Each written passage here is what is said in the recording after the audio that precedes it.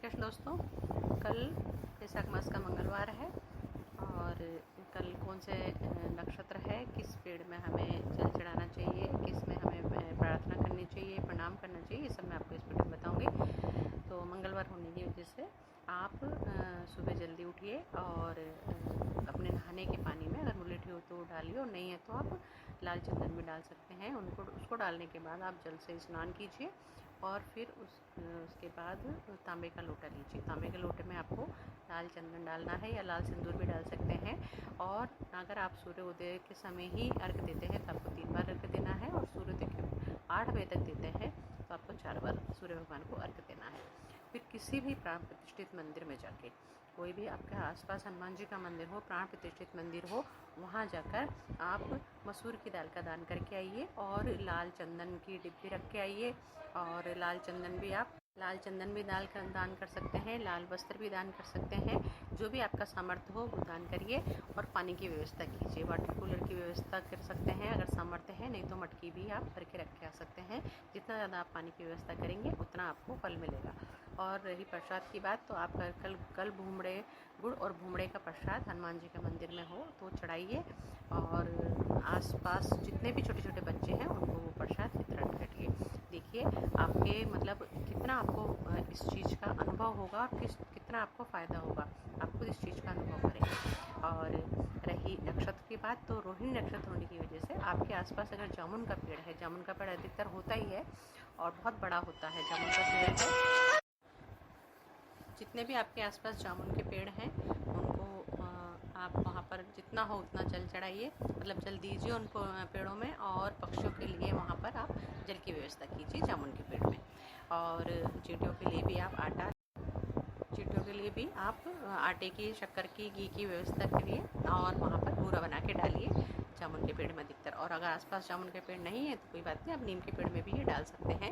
क्योंकि अगर मंगलवार के दिन अगर नीम के पेड़ को भी हम प्रणाम करते हैं और वहाँ जल की व्यवस्था करते हैं और पक्षियों के लिए जल की व्यवस्था करते हैं तो हमें बहुत कई गुना फल मिलता है। आप ये भी कर सकते हैं। लेकिन अगर जामुन का पेड़, तो अगर मान लो आप उसके पास नहीं जा रहे हैं तो आप दूर से भी प्रणाम कर सकते हैं तो भी आपको फल मिलेगा। आप सब जानते हैं कि आजकल मैं आपको संतान संबंधी उपाय बता रही हूँ कि जिन दंपतियों की संतान नहीं हो रही है उनकी संतान कैसे हो और वो संतान लाभ कैसे उठाएं। तो आप मंगलवार से ये उपाय चालू कीजिए और आपको 11 मंगलवार ये करना है, दोनों पति पत्नी को एक साथ। टाइमिंग का आपको विशेष तौर से ध्यान रखना है। आपको 12:30-1 बजे बाद ही जाना है मंदिर। और अगर मान लो दिन में नहीं संभव हो पाता है तो आप रात को 8 बजे बाद भी हनुमान जी के, किसी भी हनुमान जी के मंदिर में आप जा सकते हैं। आपको करना क्या है कि देसी घी का दीपक जलाना है हनुमान जी के आगे और उसके नीचे अनाज के दाने जरूर रखने हैं। अगर दीपक पीतल का हो, नया हो तो बहुत अच्छी बात है, उसको जलाना है। और वहाँ पर आप नारियल चढ़ाएंगे। नारियल चढ़ाने के बाद आप प्रसाद चढ़ाएंगे। प्रसाद में आप अगर संभव हो सके तो घर से बना के बूंदी के लड्डू, और अगर संभव नहीं है तो आप बाजार से भी बूंदी के लड्डू खरीदिए और वहाँ पर हनुमान जी के सामने उसे रख दीजिए तुलसी दल डाल के। तुलसी दल रखने के बाद आपको वहाँ पर ध्यान रहे विशेष तौर से, आसन भी आप अपना ही लेके जाएंगे दोनों पति पत्नी, और वहाँ हनुमान जी के सामने बैठ के आपको 11 बार हनुमान चालीसा करनी है और 11 बार हनुमाष्टक का पाठ करना है।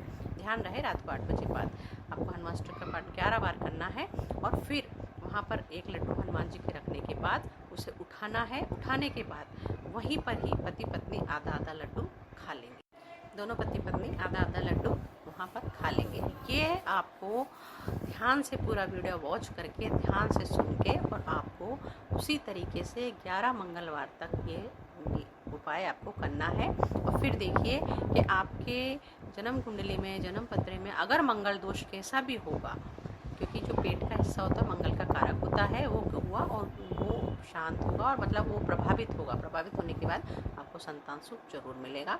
आप करके देखिए विश्वास के साथ, आपके घर में किलकारी बहुत जल्दी गूंजेगी। और अगर मान लो जो भी उपाय अगर मान लो ये नहीं हो पा रहा है तो आप मेरे पहले के वीडियो भी वॉच कर सकते हैं, उनमें देख सकते हैं कि मैंने अलग अलग तरीके के वीडियो बताए हैं संतान संबंधी, वो आप देखिए और जो भी आपको सुटेबल लगे वो उपाय आप ज़रूर करिए। मेरे वीडियो पसंद आ रहे हैं तो लाइक कीजिए, शेयर कीजिए और सब्सक्राइब कीजिए। अगर नए नए हैं तो बेल आइकन दबाइए ताकि मेरे आने वाले वीडियो का नोटिफिकेशन अति खुशी से। आखा तीज आने वाली है तो आखा तीज के दिन हमें क्या उपाय करना चाहिए इसका वीडियो मैं आपको अगले वीडियो में आपको बताऊंगी और उसे आप ज़रूर वॉच करिए। और अगर आप लाइक करेंगे तो मैं मोटिवेट होंगी और आपको अच्छे अच्छे और छोटे छोटे और कम पैसों के कम समय के